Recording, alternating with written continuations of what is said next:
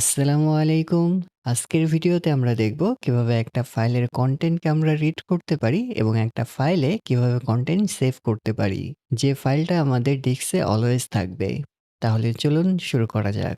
আমাদের এইখানে জাস্ট একটা main.java ফাইল আছে এবং এই ফাইলের ভেতরে আমাদের কোডটুকু লিখব। একটা ফাইলকে রাইট করার জন্যে, অর্থাৎ একটা ফাইলের ভেতরে টেক্সট রাখার জন্যে আমরা ফাইল রাইটার ক্লাসটাকে ব্যবহার করে থাকি। আমরা দেখতে পাচ্ছি যে আমাদের ফাইল রাইটার ক্লাসটা আমাদের java.io থেকে আসতেছে। অর্থাৎ আমরা যখন এটাকে ব্যবহার করব বা ইন্টারপ্রেস করব, তখন আমরা উপরে দেখতে পাবো যে আমাদের import java.io ফাইল রাইটার।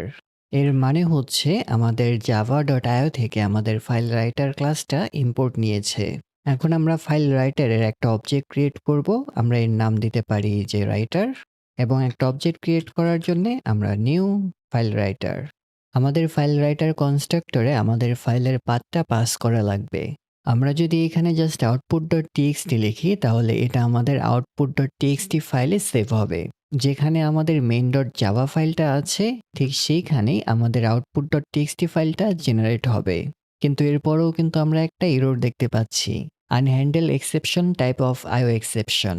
অর্থাৎ আমাদের ফাইল রাইটের সময় কোনো সমস্যা হতে পারে, সেই জিনিসটা আমাদের ক্যাচ করা লাগবে। এর জন্য আমরা চাইলে এটাকে ট্রাই ক্যাচ দ্বারা র্যাপ করতে পারি, এবং আমরা এখানে কি ক্যাচ করতে চাচ্ছি, আমরা এখানে IO এক্সেপশনকে ক্যাচ করব। এই এক্সেপশনের একটা ভেরিয়েবল হতে পারে এবং যদি কোনো এরর ঘটে থাকে তখন আমরা জাস্ট প্রিন্ট করব। আমাদের রাইটার অবজেক্টটা ক্রিয়েট হয়েছে। এখন আমরা আমাদের এই রাইটার অবজেক্টটাকে ব্যবহার করব আমাদের টেক্সট রাখার জন্যে। কোনো টেক্সট রাখার জন্যে আমরা এখানে রাইট ফাংশন ব্যবহার করে থাকি।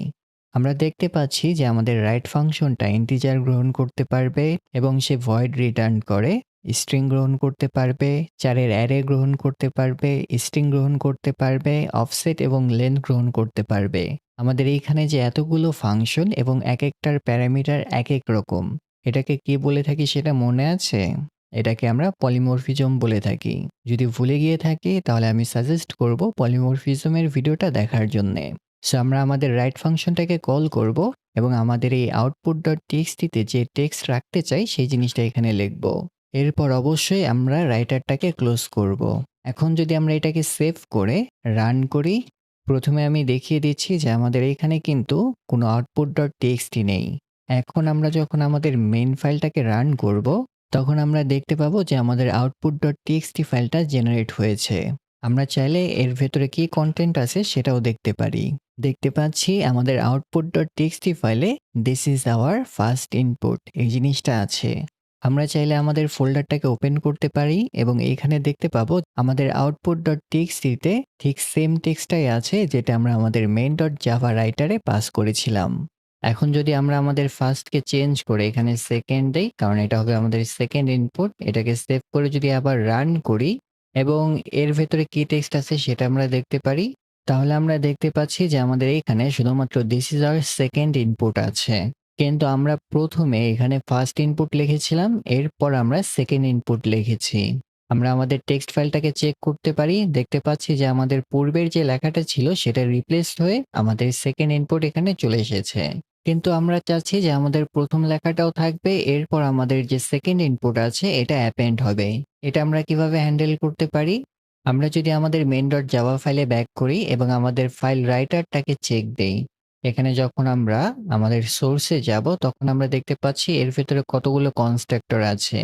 বর্তমানে আমরা এটা ব্যবহার করতেছি। আমরা চাইলে এই কনস্ট্রাক্টরও ব্যবহার করতে পারি।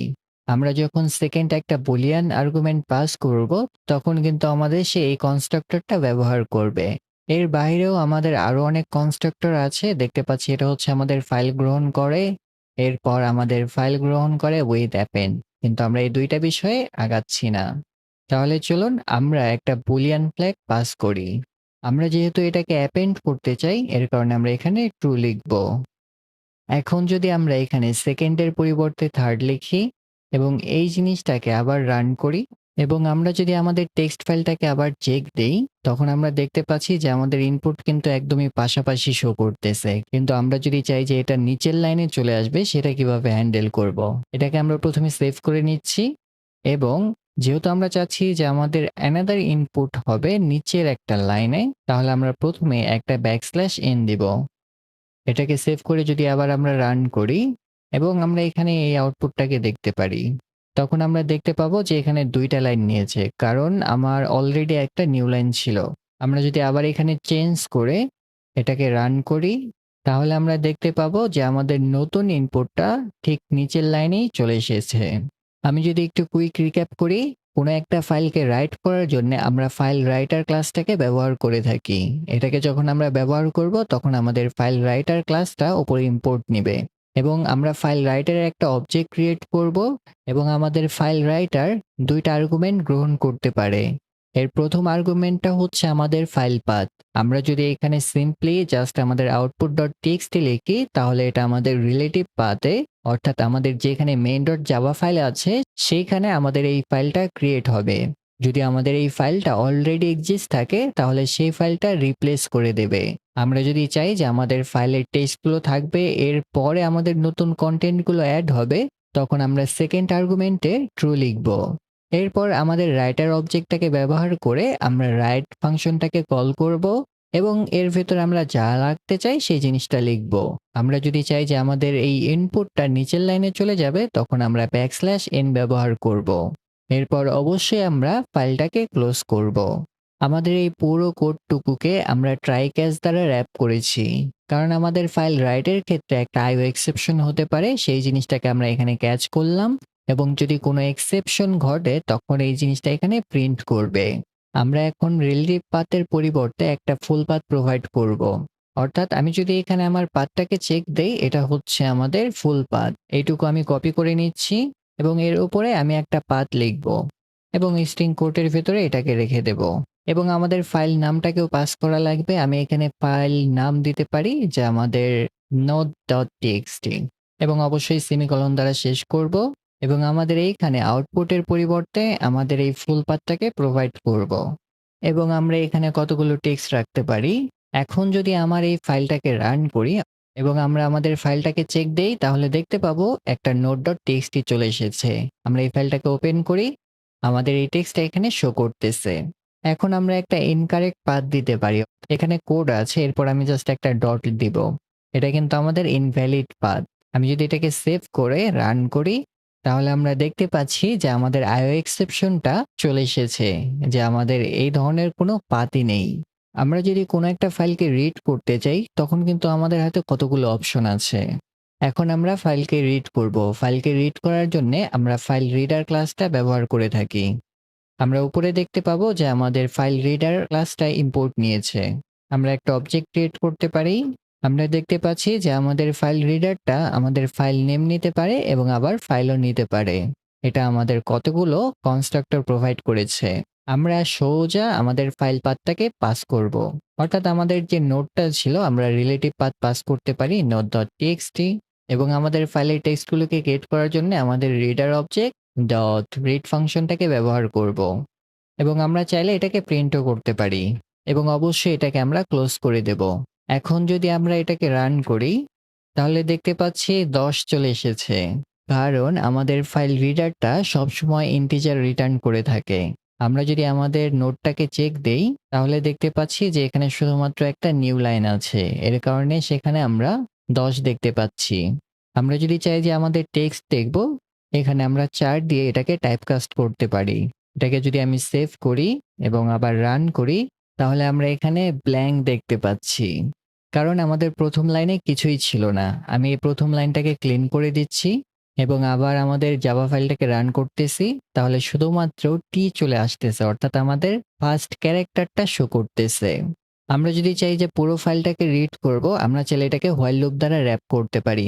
আমরা চাইলে এখানে 4 এর ভেরিয়েবল হোল্ড করতে পারি অথবা এখানে একটা ইন্টিজারও রাখতে পারি যে ch।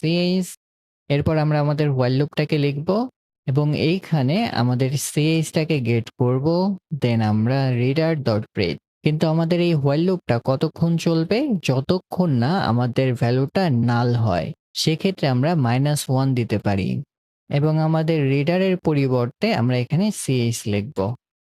আমি এই জিনিসটাকে আবার একটু রিপিট করতেছি। আমাদের reader.read ফাংশনটা একটা ইন্টিজার রিটার্ন করে। এর কারণে আমরা এখানে একটা ইন্টিজারের ভেরিয়েবল ক্রিয়েট করলাম এবং সেই ভেরিয়েবলের ভেতরে আমরা আমাদের রিডারের যে ভ্যালুটা সেটাকে রাখতেছি এবং এইটা ততক্ষণ পর্যন্ত চলবে যতক্ষণ পর্যন্ত না সে -1 রিটার্ন করে, অর্থাৎ নাল রিটার্ন করে। এরপর আমরা আমাদের প্রিন্ট লাইনের ভেতরে আমাদের সিএসটাকে প্রিন্ট করতেছি এবং অ্যাজ ইউজুয়াল আমাদের রিডারটাকে ক্লোজ করে দিচ্ছি। এবং আমরা চাই না যে প্রত্যেকটা ক্যারেক্টার শেষে নিউ লাইন প্রিন্ট হোক, এর কারণে আমরা প্রিন্ট লাইনের পরিবর্তে জাস্ট প্রিন্ট ফাংশনটাকে ব্যবহার করব। এখন যদি আমরা এটাকে রান করি তাহলে দেখতে পাচ্ছি যে আমাদের টেক্সট ফাইলে যেরকম কন্টেন্ট ছিল ঠিক সেরকম এখানে শো করতেছে। এর থেকেও সহজ ওয়ে হচ্ছে আমরা রিড স্ট্রিং ফাংশনটাকে ব্যবহার করতে পারি এবং সেটা আমাদের আসে ফাইল থেকে, অর্থাৎ প্রথমে আমরা এটা কোথায় রাখবো, আমাদের এখানে নোটের ভেতরে রাখবো আমাদের ফাইলস এবং রিড স্ট্রিং। কিন্তু এখানে আমাদের পাথ প্রোভাইড করা লাগবে। প্রোভাইড করার জন্য আমরা পাথ ক্লাস ক্রিয়েট করব, পাথ অফ ইউআরএল, অর্থাৎ আমাদের এখানে পাথটা হতে পারে আমাদের node.txt। এবং যেহেতু এটা আমাদের একটা IO এক্সেপশন দিয়ে থাকে এর কারণে আমরা ট্রাই ক্যাচ দ্বারা র‍্যাপ করব এবং আমাদের এই নোটের ভেতরে যা আছে সম্পূর্ণটুকু আমরা প্রিন্ট করব। এটাকে যদি আমরা এখন রান করি তাহলে দেখুন ঠিক সেম জিনিসটাই চলে এসেছে এবং এই ফাংশনটা একদমই সিম্পল। আমরা আমাদের ফাইলস থেকে আমাদের রিড স্ট্রিং ফাংশনটাকে ব্যবহার করেছি এবং এইখানে আমাদের একটা পাথ পাস করেছি। অবশ্যই কিন্তু এটা পাথ অফ অবজেক্ট। আপনারা যদি ফুল পাথ প্রোভাইড করতে চান তাহলে সেই ফুল পাথটা এখানে লিখতে পারেন এবং আমরা চাইলে এই ট্রাই ক্যাচের পরিবর্তে এইখান থেকে আমাদের এক্সেপশনটাকেও থ্রো করতে পারি। তখন আমাদের এখানে ট্রাই ক্যাচ দেওয়ার প্রয়োজন পড়বে না। এবং আমরা যদি চাই যে লাইন বাই লাইন রিড করব তখন কিন্তু আমরা স্ক্যানার ব্যবহার করতে পারি এবং এটা হবে আমাদের নিউ স্ক্যানার এবং এখানে আমাদের একটা সোর্স প্রোভাইড করা লাগবে, সেটা হবে আমাদের ফাইল। অর্থাৎ আমরা এখানে ফাইল লিখতেছি এবং ফাইলের একটা অবজেক্ট ক্রিয়েট করে নেই। অবশ্যই এখানে আমাদের নিউ দেওয়া লাগবে এবং এখানে আমাদের পার্টটা প্রোভাইড করা লাগবে, সেটা হচ্ছে আমাদের node.txt। এবং আমাদের এই স্ক্যানারটা লাইন বাই লাইন রিড করতে পারে, অর্থাৎ আমরা হোয়াইল লুপ ব্যবহার করতে পারি। দেন আমাদের স্ক্যানার এবং আমাদের হোয়াইল লুপটা ততক্ষণ পর্যন্ত চলবে যতক্ষণ নেক্সট লাইন আছে এবং প্রত্যেকটা লাইনকে আমরা এখানে প্রিন্ট করব নেক্সট লাইন। এবং অবশ্যই আমরা স্ক্যানারটাকে ক্লোজ করতে ভুলবো না। এটাকে যদি আমরা এখন রান করি তাহলে আমরা ঠিক সেম আউটপুটটাই দেখতে পাবো, কিন্তু এটা আমাদের লাইন বাই লাইন রিড করতেছে। আমরা শিওর হতে পারি যে এটা লাইন বাই লাইন প্রিন্ট করতেছে। আমরা এখানে আরেকটা সিস্টেম আউট দিচ্ছি এবং অবশ্যই আমরা এখানে প্রিন্ট ব্যবহার করব। আমরা চাই না যে পরপর লাইন শো করুক এবং এখানে আমরা ডট ডট দেই। তাহলে দেখতে পাবেন যে প্রত্যেকটা লাইনের সামনে ডট ডট চলে এসেছে, অর্থাৎ এটা আমাদের লাইন বাই লাইন প্রিন্ট করতেছে। আমি যদি আমার ফাইল রিড অপারেশনটাকে একটু কুইক রিক্যাপ করি, আমরা চাইলে ফাইল রিডারটাকে ব্যবহার করতে পারি এবং সেখানে আমাদের পাথটাকে প্রোভাইড করব। যেহেতু আমাদের রিডারের রিড ফাংশনটা ক্যারেক্টার বাই ক্যারেক্টার রিড করে থাকে, যেটা আমাদের ইন্টিজার প্রোভাইড করে, এর কারণে আমরা এখানে একটা সিএস নিয়েছি এবং আমাদের হোয়াইল লুপটা ততক্ষণ পর্যন্তই চলবে যতক্ষণ পর্যন্ত না এ -1 রিটার্ন করবে, অর্থাৎ শেষ হবে। এবং আমরা প্রত্যেকটা ক্যারেক্টারই এখানে জাস্ট প্রিন্ট ফাংশন দ্বারা প্রিন্ট করেছি। যেহেতু এটা আমাদের ASCII ভ্যালু রিটার্ন করে থাকে এর কারণে আমরা 4 দ্বারা এটাকে টাইপকাস্ট করে নিচ্ছি এবং অবশ্যই আমরা রিডারটাকে ক্লোজ করতে ভুলবো না। আমরা যদি চাই যে আমাদের একটা ফাইলে সবগুলো টেক্সট একসাথে গ্রেড করব, তখন আমরা আমাদের রিড স্ট্রিং ফাংশনটাকে ব্যবহার করতে পারি। এর মাধ্যমে আমাদের যত টেক্সট আছে সবকিছুই একটা সিঙ্গেল স্ট্রিং এ রিটার্ন করবে। কিন্তু আমরা যদি চাই যে লাইন বাই লাইন রিড করব, তখন আমরা স্ক্যানারের থেকে আমাদের নেক্সট লাইন ফাংশনটাকে ব্যবহার করতে পারি এবং এটাকে ব্যবহার করার জন্যে আমরা আমাদের স্ক্যানারের ভেতরে আমাদের ফাইলটাকে পাস করব এবং আমরা একটা হোয়াইল লুপ চালাবো যতক্ষণ পর্যন্ত স্ক্যানারের নেক্সট লাইন আছে এবং প্রত্যেকটা লাইনই আমরা প্রিন্ট করতে পারি আমাদের নেক্সট লাইন ফাংশন দ্বারা। এবং আমাদের ফাইল অপারেশনগুলো কিন্তু এক্সেপশন থ্রো করে থাকে। আমরা চাইলে ট্রাই ক্যাচ দ্বারা র‍্যাপ করতে পারি অথবা আমাদের মেইন ক্লাসেও এক্সেপশন থ্রো করতে পারি। আজকে এই পর্যন্তই। পরবর্তী ভিডিওতে আমরা দেখব কিভাবে ইউজারের ইনপুট নিয়ে একটা ফাইলে একটা নির্দিষ্ট ফরম্যাটে সেভ করতে পারি। সেই পর্যন্ত ভালো থাকবেন, ভালো রাখবেন।